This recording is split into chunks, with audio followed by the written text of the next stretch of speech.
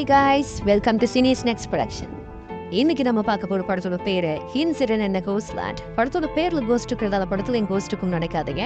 இந்த படத்தோட first of வரைக்கும் இந்த படம் பேய் படம் மாதிரி இருக்கும். அதோட ஒண்ணுமே புரியாது. என்னடா இங்க ஒரு சீனை காட்டுறாங்க, அங்க ஒரு சீனை காட்டுறாங்க, படம் விறுவிறுப்பா போனாலும் ஒண்ணுமே புரிய மாட்டேங்குதே அப்படின்ற மாதிரி இருக்கும். செகண்ட் ஹாஃப்ல இருந்து படத்தை புரிஞ்சுக்க முடியும். சரி, வளவடம் பேசாம படத்துக்குள்ள போயிடலாம். படத்தை ஆரம்பிக்கிறப்பயே ஒரு சுட்டி பையனை காட்டுறாங்க. இந்த பையனுக்கும் இந்த படத்துக்கும் எந்த சம்பந்தம் இல்ல. அந்த சுட்டி பையன் ஓடி வந்து ரோட்ல ஏறான். அங்க ஒரு கார் போகுது. அந்த காருக்குள்ள ஒரு லேடியை காட்டுறாங்க. அந்த லேடிக்கு 2 பொண்ணுங்க. ஒரு பொண்ணோட பேரு எலிசபெத், இன்னொரு பொண்ணோட பேரு பீரா.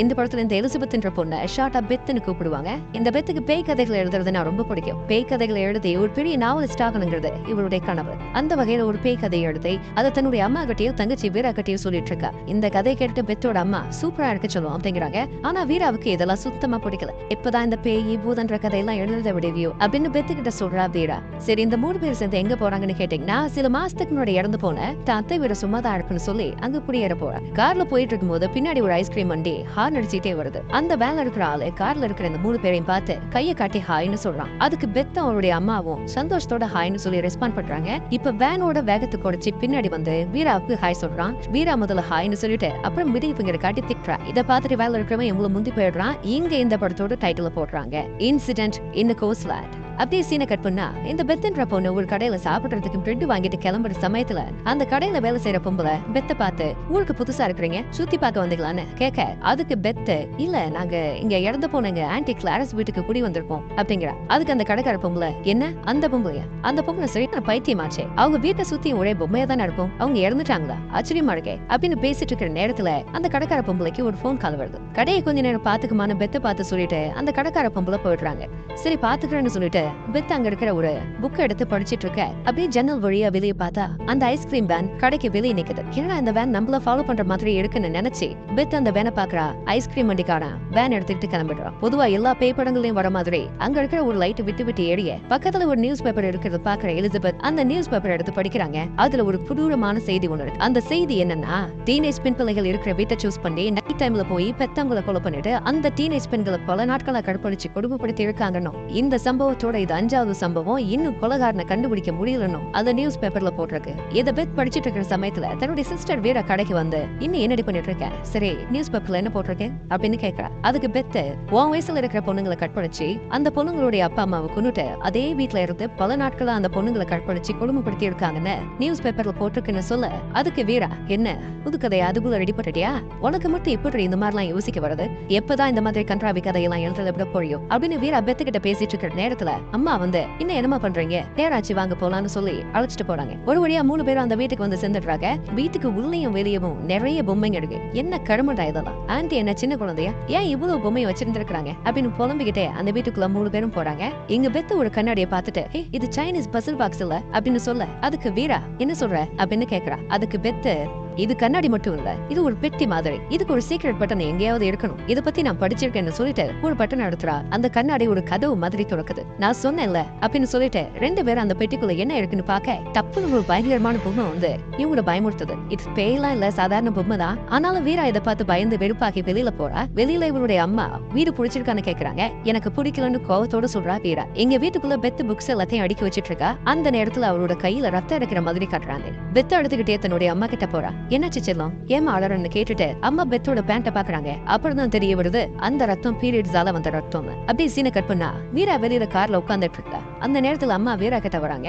இங்க வீரா தான் அம்மா கிட்ட, அம்மா பெத்த இந்த பேய் கதையில எழுதுறத படி சொல்லுங்க, அவ எதுக்கிட்ட தானே பயப்படுறா, பசங்களை பார்த்து பயப்படுறா, சில நேரங்கள்ல தன்னுடைய சொந்த நிழலை பார்த்தே பயப்படுறா, இவ்வளவு பயம் இருக்கிறவ ஏன் பேய் கதைகளை எழுதணும், அம்மா அது சொன்னா நம்ப மாட்டேங்க, அவக்கான உலகத்துல வாழ்றாமா. பெத் தன்னை ஒரு ஃபேமஸான ரைட்டராகவும் தன்னை ஒரு பெரிய டிவி சேனல்ல இன்டர்வியூ எடுக்கிறதாகவும் அந்த இன்டர்வியூ பத்தி ஒரு மேகசைன்ல வந்ததாகவும் அவ கற்பனை பண்ணி எழுதி வச்சிருக்கிறத நான் பார்த்தேன். அவ இந்த நிஜ உலகத்துல வாழ்ற மாதிரி எனக்கு தெரியல, எதுக்கு ஒரு டாக்டரை பாக்குறது நல்லதுன்னு எனக்கு தோணுதுமா அப்படிங்கிறா வீரா. இதெல்லாம் இவங்க அம்மா கேட்டுட்டு, ஓ உன்னோட சிஸ்டர் மேல அவ்வளவு பாசம் வச்சிருக்கியா, எனக்கு தெரியாம போச்சே, ஏன்டி இப்படி எல்லாம் அடிச்சு விடுவேன், உன் பாய் ஃப்ரெண்ட பிரிஞ்ச வெறுப்புல தானே இந்த மாதிரி பேசுறேன் அப்படின்னு சொல்லிட்டு அம்மா வீட்டுக்குள்ள போயிடுறாங்க. இதை கேட்டுட்டு வீராவுக்கு ரொம்ப கோவம் வந்து போனை கீழே தூக்கி போட்டுட்டு தன்னுடைய அம்மாவை தான் மனசுக்குரிய திச்சிட்டு அப்படியே கீழே உட்காடுறாங்க. கோவம் தனிஞ்ச உடனே தன்னுடைய போனை குனிஞ்சு எடுக்கிறாங்க. அப்படியே பின்னாடி பார்த்தா ஒரு வேன் நிக்குது. சந்தேகமே இல்ல, அதே ஐஸ்கிரீம் வேன் தான்.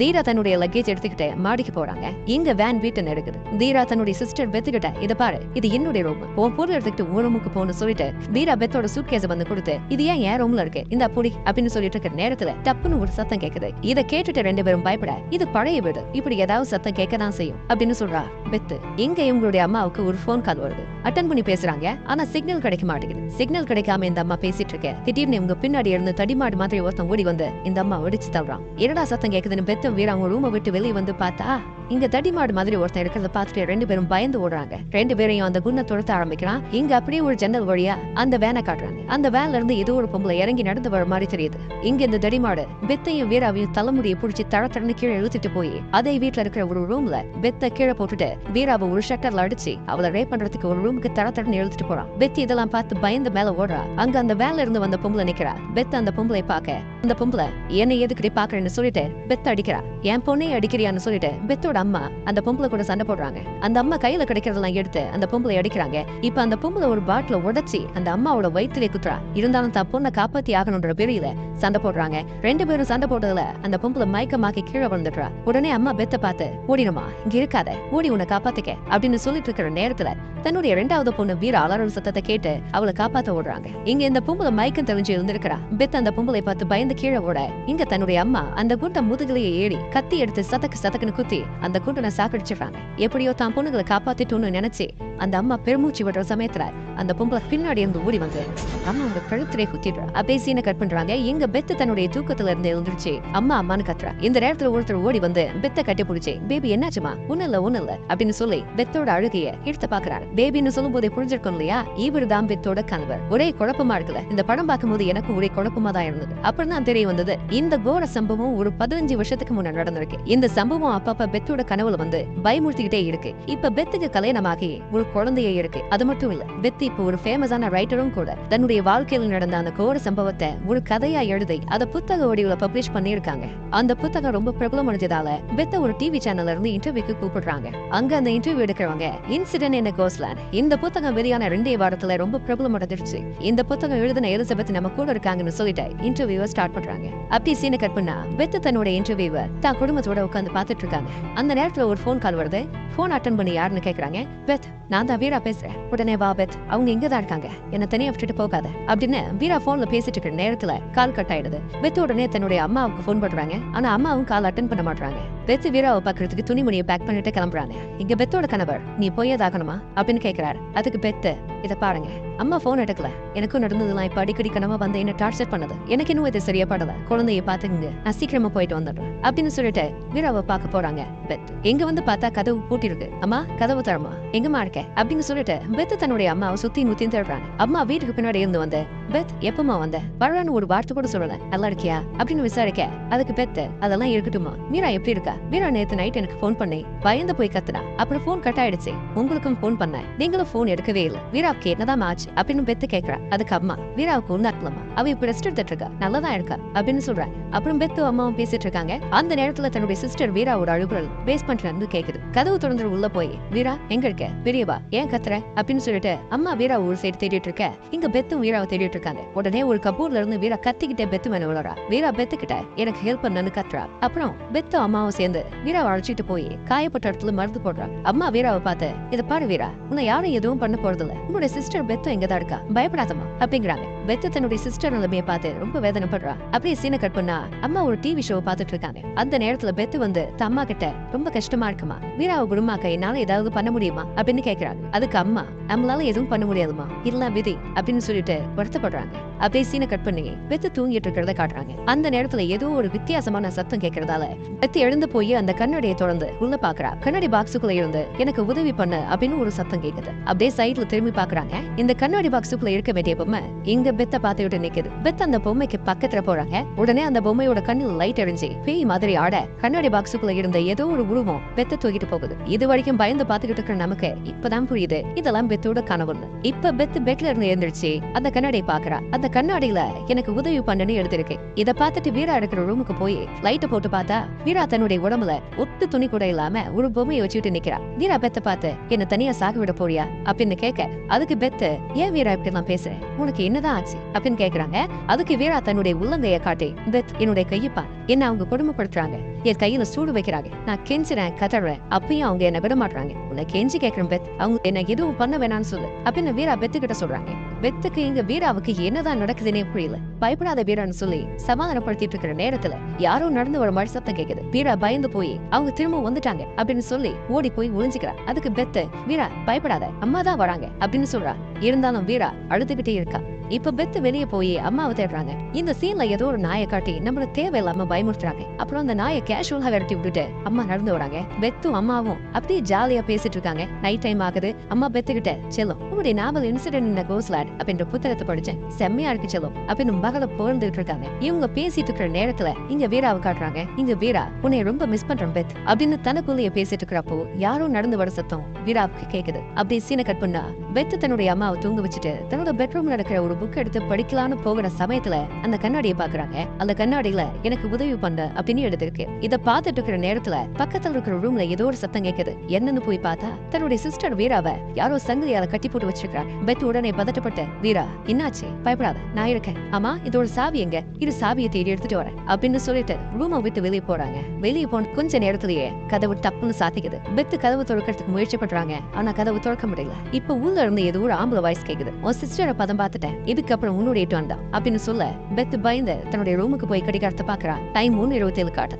இப்ப பெத்து ஒரு சேர்ல உட்காந்துட்டு இருக்கிற மாதிரி காட்டுறாங்க. டைம் 3:37 ஆச்சுன்ற மாதிரி காட்டுறாங்க. திடீர்னு ஏதோ ஒரு கை வந்து பெத்து எழுதிட்டு போற மாதிரி காட்டுறாங்க. படம் பாக்குற நமக்கு ஒண்ணுமே புரிய மாட்டேங்குது. படத்தோட ஆரம்பத்துல பெத்தோட குடும்பத்துக்கு ஒரு கொடூர சம்பவம் நடக்கிறது காட்டுறாங்க. அப்புறம் நடந்த சம்பவம் எல்லாம் பல வருஷத்துக்கு முன்னாடி நடந்த மாதிரியும், அந்த சம்பவம் பெத்தோட கனவுல அடிக்கடி வர மாதிரியும், பெத்து இப்போ ஒரு ஃபேமஸான ரைட்டர் மாதிரியும், தவிர கல்யாணமாகி ஒரு குழந்தை இருக்கிற மாதிரியும் காட்டுறாங்க. இது எல்லாத்தையும் விட பெரிய குழப்பம் என்னன்னா, வீராவுக்கு என்னதான் நடக்குது, வீராவுக்கு நடக்கிறது ஏன் பெத்துக்கு நடக்க மாட்டேங்குது. வீராவுக்கு இவ்வளவு கொடூரம் நடந்தாலும் அம்மாவோட முகத்துல பெருசா கவலையே இருக்கிற மாதிரி தெரியலையே. அம்மா தான் வீராவை ஏதாவது பண்றாங்களா அப்படின்ற சந்தேகம் நமக்கு வரதான் செய்யுது. இந்த ஒரு குழப்பத்தாலேயே இந்த படத்தை பாக்குறதுக்கே ரொம்ப போர் அடிக்குதுன்னு தான் சொல்லணும். ஆனா இது வரைக்கும் இந்த படம் கொஞ்சம் சலிப்பு தட்டி இருந்தாலும் இதுக்கு மேல சீட்டோட நுனியில உட்கார்ந்து பாக்குற அளவுக்கு விறுவிறுப்பா ஒரு கை வந்து பெத்த தூக்கிட்டு போன மாதிரி காட்டாங்க இல்லையா. அங்க அப்படியே சீனை கட் பண்ணி பெத்து ஒரு சோஃபால இருந்து எந்திரிச்சு கண்ணாடியை போய் பாக்குறாங்க. அவங்க முகம் ஏதோ அடிப்பட்ட மாதிரி இருக்கு. என்ன நடக்குதுன்னு புரியாம அழறாங்க. எழுந்திருச்சு போய் அம்மாவை தேடுறாங்க.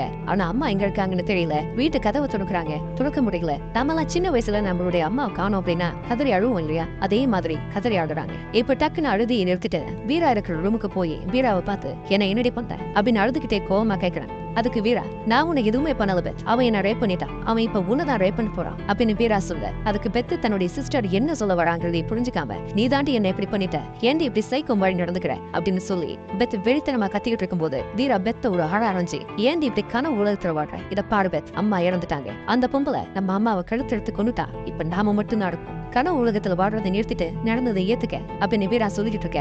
பெத்துக்கு நடந்ததெல்லாம் கொஞ்சம் கொஞ்சமா ஞாபகம் வருது. தன்னுடைய அம்மா இறந்துட்டாங்கிறத ஏத்துக்க முடியாம பெத் அழறாங்க. கொஞ்ச நேரம் கழிச்சு அலறதை நிறுத்திட்டு பெத்த தன்னுடைய சிஸ்டர் வீராவை பாக்குறா. வீரா பெத்த பார்த்து, பெத் நீ இப்ப சுயனோட தானே இருக்க, சொல்லு பெத் அப்படின்னு வீரா கேட்க, அதுக்கு ஆமான்னு சொல்லி தலையாட்டுறாங்க. பெத் இப்பதான் நமக்கு படத்தோட ஆரம்பத்துல நடந்தது உண்மைன்னும், பெத்துக்கு கல்யாணமாகி குழந்தை இருக்கிற மாதிரி காட்டினதும், பெத்த ஒரு ஃபேமஸ் ரைட்டரா காட்டினதும், மொத்தத்துல அந்த கொடூர சம்பவத்துக்கு பிறகு இதுவரைக்கும் நம்ம பாத்துக்கிட்டு இருந்தது எல்லாமே பெத்தோட கற்பனை நமக்கு புரிய வருது. நடக்கிற உண்மை சம்பவங்களை பெத்தால ஏத்துக்கவே முடியல. தன்னுடைய அம்மாவை இழந்துட்டது நினைச்சு அழுதுகிட்டே இருக்கா. வீரா பெத்த சமாதானப்படுத்துறா. அப்படி படம் சோகமா போய்கிட்டு இருக்க. திடீர்னு அந்த வேன் வர சத்தம் கேக்குது. உடனே வீரா தன்னுடைய சிஸ்டரை கூட்டிட்டு போய் ஒரு கபோர்டுக்குள்ள உட்கார வச்சு, பெத்துக்கிட்ட, இங்க பாரு பெத், அந்த பொம்பளை உன்னை மாடி கூட்டிட்டு போய் பொம்மைகளுக்கு நடுவுல உட்கார வைப்பா, பயப்படாத, அப்புறம் அந்த தடியும் வருவான், அவன் உன்னை என்ன பண்ணாலும் நீ அழக்கூடாது, நகரக்கூடாது, நீ இந்த மாதிரி செஞ்சீனா அவன் உன்னை ஒண்ணும் பண்ண மாட்டான். போன தடவை நான் பயந்து போய் அவன் காலையை நான் ஏற்றி உதச்சேன், பதிலுக்கு அவன் என்ன ரொம்ப டார்ச்சர் பண்ணான், அதனாலதான் சொல்றேன், அவங்க வராங்க, நான் போறேன்னு சொல்லிட்டு கபோர்டு மூடிட்டு வீரா போயிடுறேன். பதட்டத்தோட கபோர்டுக்குள்ள பெத் உட்கார்ந்துருக்க. அந்த பொம்பளை கபோர்டு தொடர்ந்து பெத்தோட கைய பிடிச்சி எடுக்கிறா. பயம் தாங்க முடியாம பெத் சத்தம் போட ஆரம்பிக்கிறா. ஏண்டி கத்துறன்னு சொல்லிட்டு அந்த பொம்பளை பெத்த கண்ணத்துல அறைய பெத் மயக்கமாயிடுறாங்க. மயக்கம் தெரிஞ்சு கண்ணை திறந்து பார்த்தா அந்த பொம்பளை பெத்துக்கு கண்ணுக்கு மையே, உதட்டுக்கு லிப்ஸ்டிக்னு மேக்கப் போட்டுட்டு இருக்கா. இப்பதான் இந்த பொம்பளையோட முகத்தை முழுசா காட்டுறாங்க. ஒன்னு சொல்ல மறந்துட்டேன், இவ பொம்பளையே கிடையாது, இவ ஆனா பொருந்து பெண்ணா மாறிய ஒரு டிரான்ஸ்ஜெண்டர், அதாவது திருநங்கை. திருநங்கை. இருந்தாலும் திருநங்கைன்னு பேசுறதுக்கு மாதிரி இருக்குது. அதனால இவள் நான் பொம்புலனே வச்சுக்கிறேன். சரி, இப்ப கதைக்கு வருவோம். பெத் பயந்து போய் சுத்தி முத்தியும் பாக்குறா. அங்க ஒரு ரூம்ல தன்னுடைய அம்மா கழுத்தடுப்பட்டு இறந்து கிடக்கிறத பார்த்து அழுகிறா. பாக்குற நமக்கே ரொம்ப பயங்கரமா இருக்கு. அப்புறம் அந்த பொம்பளை பெத்த கூட்டிக்கிட்டு என்னவோ புது பொண்ணு அழைச்சிட்டு போற மாதிரி மாடிக்கு கூட்டிட்டு போறா. அங்க ஒரு ரூம்ல நிறைய பொம்மைங்க இருக்கு. அந்த பொம்மைங்களுக்கு பக்கத்துல பெத்த உட்கார வச்சுட்டு அந்த பொம்பளை கதவை சாத்திட்டு போயிடுறா. இங்க பெத்துக்கு என்ன நடக்குதுன்னே புரியல. பக்கத்துல ஒரு பொம்மையை பாக்குறா. அந்த பொம்மையோட தலையில அச்சாணி மாதிரி ஒண்ணு இருக்கு. அந்த பொம்மையை எடுத்து பாக்குற சமயத்துல யாரோ ரூமுக்கு வர மாதிரி சத்தம் கேக்குது. உடனே அந்த ஆணி எடுத்து தன்னுடைய தலைமுடியில சொருகி வச்சுக்கிட்டு ஒரு பொம்மை மாதிரி உட்காந்துக்கிறா. இங்க கதவு திறந்துட்டு அந்த புண்டை வரான். வந்து பெத்துக்கு பக்கத்துல இருக்கிற ஒரு பொம்மையோட கழுத்தை பிடிச்சி எடுத்துட்டு போய் பொம்மைன்னு கூட பார்க்காம சில நாராசமான வேலைகளை செய்யறான். அதுக்கப்புறம் அந்த பொம்மையோட கைவிரல உடைக்கிறான். அப்புறம் நேர்பால் அந்த பொம்மையோட கைவிரல எரிக்கிறான். இத பெத் பார்த்துட்டு பயத்தோட உச்ச கட்டத்துக்கே போயிடுறாங்க. இந்த தடிய செய்யற வேலைகளை பெத் பாத்துக்கிட்டே இருக்க உடனே அந்த சைக்கோ தடியன் டக்குன்னு திரும்பி பாக்குறான். பெத் உடனே டக்குன்னு திரும்பிக்கிறாங்க. இப்ப இந்த சைக்கோ தடியன் பொம்மையை கீழே போட்டுட்டு பெத்துக்கிட்ட வந்து அவளை தூக்கிட்டு போய் சோஃபால உட்காந்து பெத்த ரேப் பண்ண பாக்குறான். அப்புறம் என்ன நினைச்சானோ தெரியல. முதல்ல ஒரு பொம்மையை எடுத்து அந்த பொம்மையோட கைவிரலை எரிச்ச மாதிரி பெத்தோட கைவிரலை எரிக்க வரும்போது அவளுக்கு பின்னாடி இருக்கிற ஒரு பொம்மை கீழே விழுந்துருது. அந்த தடியை என்னடா அதனை பின்னாடி திரும்பி பாக்குற நேரத்துல பெத்த தன்னுடைய தலைமுடியில சுருகி வச்சிருந்த அந்த ஆணி எடுத்து அந்த தடியை முதுகுல குத்துறாங்க. அந்த தடியை வலி தாங்க முடியாம கத்திக்கிட்டே அங்க இருக்கிற பொம்மைகள் மேல விழுறான். அங்க இருக்கிற பொம்மைங்க எல்லாம் நீ ஒரு பண்ணி பண்டாரம், நீ ரொம்ப அசிங்கமா இருக்க, உன்னை யார் லவ் பண்ணுவா அப்படின்னு திட்டுற மாதிரி இந்த தடி எனக்கு கேக்குது. அதனால கோவப்பட்டு எல்லா பொம்மைகளையும் போட்டு மிதிக்கிறான், உடைக்கிறான். அப்புறம் ஒரு வழியா சாந்தமாகி ஒரு பொம்மையை கையில எடுத்து வச்சுக்கிட்டு தலையை தடவி கொடுத்துக்கிட்டு உட்காந்துக்கிறான். இப்ப பெத்து தப்பிச்செல்லாம் நினைச்சு நைஸா கதவு கிட்ட போய் கதவு திறக்கிற நேரத்துல அந்த பொம்பளை கதவை வேகமா தட்டும். கண்டிப்பா இது அந்த கொலகார பொம்பளையா தான் இருக்கணும்னு புரிஞ்சுக்கிற நம்ம பெத்து அப்படியே பின்னாடி வர உடனே அந்த சைக்கோ தடியன் பெத்தோட தலைமுடியை புடிச்சு தரத்தரன்னு எழுதிட்டு போய் கன்னத்துல 2 அடி அடிச்சு ரேப் பண்ண பாக்குறான். பெத் எப்படியோ அந்த தடியனோட கையை உதறி தள்ளிட்டு பக்கத்துல இருக்கிற தன்னுடைய டைப்ரைட்டிங் மிஷின் எடுத்து அவன் மண்டையில 2 போடு போட்டுட்டு கதவை திறக்கலான்னு போக இப்ப பெத்தோட மட்டையில ஒரு புடி தட்டுது. அது என்னண்டா, ஒருவேளை கதவுக்கு வெளியே அந்த பொம்பளை இருந்தா என்ன பண்றது அப்படின்னு யோசிச்சு கதவு பக்கத்துல போய் ஏதாவது சத்தம் கேக்குதான்னு காதை கொண்டுகிட்டு போக சுத்திலேயே கதவை சட்டார் நடிச்சு உடைக்கிறா அந்த கொலகார பொம்பளை. Just miss. இல்லைன்னா பெத்தோட மண்டை செதறிடும். எப்படி இவகிட்ட இருந்து நம்மள காப்பாத்தி போறோம்னு தெரியாம பெத் கதற. உடனே யோசிச்சு டைப்ரைட்டிங் மிஷின் எடுத்துட்டு போய் ஒரு ஜன்னல் கண்ணாடி அடிச்சு உடைக்கிறாங்க. இங்க இந்த பொம்பளை கதவு உடைச்சுக்கிட்டு உள்ள வந்து பெத்த தேடுறா. இப்படி தேடிட்டு இருக்க சமயத்துல ஒரு ஜன்னல் கண்ணாடி உடைஞ்சிருக்கிறது பாக்குறா. இவ கண்டிப்பா வெளியே தான் போயிருக்கணும்னு நினைச்சு அந்த கொலகார பொம்பளை பெத்த தேடுறதுக்கு வெளியே போறா. எங்க பெத் புத்திசாலித்தனமா யோசிச்சு அந்த முகம் பாக்குற கண்ணாடி பெட்டிக்குள்ள போய் ஒளிஞ்சுக்கிறா. எவ்வளவு புத்திசாலித்தனமா யோசிச்சு கண்ணாடி பெட்டிக்குள்ள ஒளிஞ்ச பெத்து ஒரு சின்ன விஷயத்த மறந்துடுறா. கண்ணாடியை கொஞ்ச நேரத்துக்கு ஓபன் பண்ணி வச்சிருந்தா உள்ள இருக்கிற பொம்மை வெளியே வந்து சத்தம் போடுன்னு பெத்து மறந்துட்டா போல. அந்த பொம்மை சத்தம் போட்டுக்கிட்டு வெளியே வர பாக்குது. உடனே சுதாரிச்சுக்கிட்டு கண்ணாடியை மூடிட்டு அந்த பொம்மையை இறுக்கி பிடிச்சுக்கிறான். பொம்மை சத்தம் போடுறது நிறுத்தின பிறகு கண்ணாடியை திறந்து மெல்லமா வெளியே வந்து வீரா இருக்கிற ரூமுக்கு போய் வீராவை பார்த்து சத்தம் போடாம வா வீரா அப்படிங்கிறா. 2 பேரும் சேர்ந்து ஒரு கதவை திறந்து தப்பிச்சு போடலான்னு பாக்குறாங்க. ஆனா அந்த கதவை திறக்க முடியல. தப்பிச்சு போக ஒரே வழி முன்வாசல் மட்டும் தானே சொல்லி டக்குன்னு முன்வாசல் கூட பாக்குறாங்க. அந்த நேரத்துல அந்த பொம்பளை அங்க கிராஸ் ஆக உடனே 2 பேரும் மறந்துக்கிறாங்க. அந்த கொலகார பொம்பளை யாரோ வந்த மாதிரி இருந்ததே அப்படின்னு சந்தேகப்பட்டு கொஞ்சம் கொஞ்சமா முன்னாடி வரா. அந்த நேரத்துல மேல அந்த தடியன் கத்தி சத்தம் போடுறான். இந்த பொம்பளை அந்த தடியனை பார்க்க மேல போக 2 பேரும் அந்த வீட்டை விட்டு தப்பிச்சு காலையில ஆகிற வரைக்கும் ஓடிட்டே இருக்காங்க. ஓடி வந்துகிட்டே இருக்க தூரமா ஒரு போலீஸ் கார்டு போய்கிட்டு இருக்கு. அவங்கள பார்த்து நில்லுங்க நில்லுங்கன்னு 2 பேரும் சேர்ந்து கத்துறாங்க. எப்படியா இவங்களுடைய சத்தம் போலீஸ்க்கு கேட்டு வந்து என்னாச்சுன்னு கேக்குறாங்க. இப்ப நான் அவங்ககிட்ட ஒண்ணு சொல்லியே ஆகணும். இவ்வளவு நடந்து இந்த வீர் ஹண்ட்ரவுக்கு திமிழ் கொஞ்சம் கூட அடங்கல. என்னாச்சுமான்னு சொல்லி அந்த போலீஸ்காரர் பக்கத்துல வராரு. ஒழுங்கு முடியாத பின்னாடி போ, எங்களை தொடாத அப்படிங்கிறா. சரி இத கூட விடுங்க, வண்டி தான் வந்து நின்னுச்சுல, இவ்வளவு தூரம் ஓடி வந்தனே இன்னும் கொஞ்சம் தூரம் ஓடி போய் காருக்குள்ள உட்காந்து போயிருக்கலாம்ல. பின்னாடி அந்த கொலகார பொம்பளை வந்துட்டா என்ன பண்றதுன்னு கொஞ்சம் கூட யோசிக்காம அங்கேயே சாணி மாதிரி உட்காந்துக்கிட்டு 2 பேரும் அழுதுட்டு இருக்காங்க. சரி இவங்க ஏதோ பண்ணட்டும்னு சொல்லிட்டு அந்த போலீஸ்காரர் போய் இன்னொரு போலீஸ்காரருக்கு கால் பண்ணி தான் இருக்கிற இடத்த சொல்லிட்டு, ஆபீசர் இங்க 2 பொண்ணுங்க இருக்காங்க, அந்த 2 பொண்ணுங்களுக்கு ஏதோ நடக்க கூடாது நடந்திருக்கு, இந்த இடத்துல ஏதோ ஒண்ணு தப்பா இருக்கு, உடனே நம்ம டீம் அனுப்புவேங்க அப்படின்னு இந்த போலீஸ் என்ன பேசிட்டு இருக்கிற சமயத்துல தூரத்துல ஒரு வண்டி லைட் எரிஞ்சுக்கிட்டு வர மாதிரி காட்டுறாங்க. போச்சு அந்த பொம்பளை தான் வரான்னு பயந்து பாத்துக்கிட்டு இருந்தா கடைசியில அது வேற வண்டியா இருக்குது. போலீஸ்காரர் ஓடி வந்து அந்த பொம்பளை போலீஸ் கிட்ட நம்ம டீமுக்கு இன்ஃபார்ம் பண்ணிட்டேன், பொண்ணுங்களை அழைச்சிட்டு வா போலாம் அப்படின்னு சொல்ற நேரத்துல அவர் அந்த கொலகார பொம்பளை சுட்டு கொண்டுடுறா. இத பாத்துட்டு அந்த பொம்பளை போலீஸ்க்கு கையும் ஓடல காலும் ஓடல. தன்னுடைய கண்ணை எடுக்கிறதுக்குள்ள அந்த பொம்பளை இந்த போலீஸ் அம்மாவையும் சுட்டு கொண்டுடுறா. கார் வந்து நின்னப்பயே கார்ல ஏறி போயிருந்துக்கலாம்ல. இப்ப 2 உயிர் அனாமத்தா போயிடுச்சு. அப்புறம் என்ன 2 பேரையும் தூக்கி வேனுக்குள்ள போட்டுக்கிட்டு திரும்பவும் அதே வீட்டுக்கு அழைச்சிட்டு போறா அந்த கொலகார பொம்பளை. பயம் தாங்க முடியாம வீரா கத்துறா. இப்ப பெத்து திரும்பவும் தன்னுடைய கனவு உலகத்துக்கே போயிடுறா. இங்க ஏதோ பார்ட்டி நடக்கிற மாதிரி காட்டுறாங்க. அப்புறம் மிஸ்டர் ஹார்வர்ட்னு ஒருத்தர் வந்து பெத்துக்கிட்ட இன்சிடென்ட் இன் கோஸ்ட்லேண்ட் என்ற உங்க நாவல் நான் படிச்சேன், உண்மை சொல்லணும் அப்படின்னா இந்த நாவல் ஒரு மாஸ்டர் பீஸ் அப்படின்னு பெத்த புகழ. அதுக்கு பெத்த ரொம்ப நன்றி, இந்த நாடுக்காக தான் நான் இவ்வளவு நாளா காத்துக்கிட்டு இருந்தேன் அப்படின்னு சொல்றாங்க. இப்படி பேசிட்டு இருக்க நேரத்துல அந்த பார்ட்டியில தன்னுடைய சிஸ்டர் வீரா அலங்கோலமா ட்ரெஸ் பண்ணிக்கிட்டு ஓடுறத பாக்குறாங்க. என்ன நடக்குதுன்னு புரியாம பின்னாடியோ ஃபாலோ பண்ணி போய் பார்த்தா வீரா கத்தி அழுத்துக்கிட்டு இருக்காங்க. இந்த நேரத்துல பெத்தோட அம்மா வந்து பெத் அவளை ஒரு பைத்தியக்காரி, அவகிட்ட போகாத, நான் சொல்றது கேளு அப்படிங்கிறாங்க. அதுக்கு பெத்த அம்மா என்னதான் இருந்தாலும் அவ என்னுடைய சிஸ்டர், அவளை இதுல இருந்து நான் காப்பாத்தியே ஆகணும் அப்படின்னு பெத்த சொல்ல அதுக்கு அம்மா நீ போய் ஆகணுமா செல்லும் அப்படின்னு கேக்குறாங்க. ஆமான்னு சொல்லிட்டு பெத்த ஓடுறா. எப்படியோ கனவு உலகத்துல இருந்து நிஜ உலகத்துக்கு திரும்ப வந்துடுறா. எங்க அந்த குண்டம் பெத்த அட்டாக் பண்றா. பெத் அந்த கண்ணாடி பாக்ஸுக்குள்ள போய் விழுந்துடுறா. அந்த குண்டம் பெத்தோட காலை புடிச்சு தரத்தன்னு இழுத்து கண்ணத்திரை அடிச்சு கழுத்தை புடிச்சு நெரிச்சு பெத்த கொடுமைப்படுத்துறான். பெத்தோட மூச்சு நிக்க போற சமயத்துல அந்த கண்ணாடிக்குள்ள இருக்கிற பொம்மை வெளியே வந்து சத்தம் போட்டு அந்த குண்டனோட கவனத்தை திசை திருப்பிடுது. இப்ப அந்த குண்டம் பெத்த விட்டுட்டு அந்த பொம்மையை போய் அட்டாக் பண்றான். இப்ப தன்னுடைய சிஸ்டர் வீரா கத்துறது கேட்டு பெத் ஓடி போய் பாக்குறா. அங்க அந்த கொலகார பொம்பளை வீராவை ஏதோ பண்ணிட்டு இருக்கா. உடனே பெத் கோவப்பட்டு அந்த பொம்பளையோட தோலை புடிச்சு கட்டிச்சு தோலை பிச்சு எடுக்கிறாங்க. அந்த பொம்பளைக்கும் பெத்துக்கும் சண்டை நடக்குது. தொடர்ந்து சண்டை போட்டுட்டே இருக்காங்க. பெத் அந்த பொம்பளை மல்லாக்க போட்டு தலையை பிடிச்சி தரையிலேயே மண்டு நடிக்கிறாங்க. அதோட விடாம அவரோட சுண்டு விரல கட்டிச்சு பிச்சு துப்புறாங்க. அந்த நேரத்துல அந்த குண்டம் பெத்த அட்டாக் பண்றதுக்கு ஓடி வரான். அப்போ ஒரு போலீஸ்காரர் பின்னாடி இருந்து அந்த குண்டனை சுட்டு சாக்கடிக்கிறாரு. அந்த குண்டன் இறந்து போனதை ஏத்துக்க முடியாம அந்த பொம்பளை அழறா. போலீஸ்காரர் அந்த பொம்பளை பார்த்து ஏய் எந்த சின்னல் ஒரு அட்டி முன்னாடி எடுத்து வச்ச சுட்டு தள்ளிடுவேன் அப்படின்னு சொல்லிட்டு இருக்கிற நேரத்திலேயே போலீஸ்காரர் அட்டாக் பண்ண பாக்குறா. போலீஸ்காரர் எதை பத்தி யோசிக்காம ஒரு சுட்டு கொண்டுடுறாரு. ஒரு வழியா தப்பிச்சிட்டோன்னு வீராவும் பெத்து சந்தோஷப்படுறாங்க. இவங்களை ரெஸ்கியூ பண்றதுக்கு ஆம்புலன்ஸ் வருது. இங்க ஒரு டாக்டர் பெத் நாம இன்னும் 30 நிமிஷத்துக்குள்ள ஹாஸ்பிட்டல் போயிடலாம் அப்படிங்கிறார். அப்படின்னு சொல்லிட்டு பெத் உனக்கு தெரியுமா நீ ரொம்ப தைரியமான பொண்ணு, கண்டிப்பா உனக்கு ஏதாவது ஸ்போர்ட்ஸ்ல ஆர்வம் இருக்குன்னு நினைக்கிறேன் அப்படிங்கிறார். அதுக்கு பெத் இல்ல சார் எனக்கு கதைகள் எழுதுறதுல தான் ஆர்வம் அப்படின்னு சொல்றா. இதோட இந்த படம் முடியும்.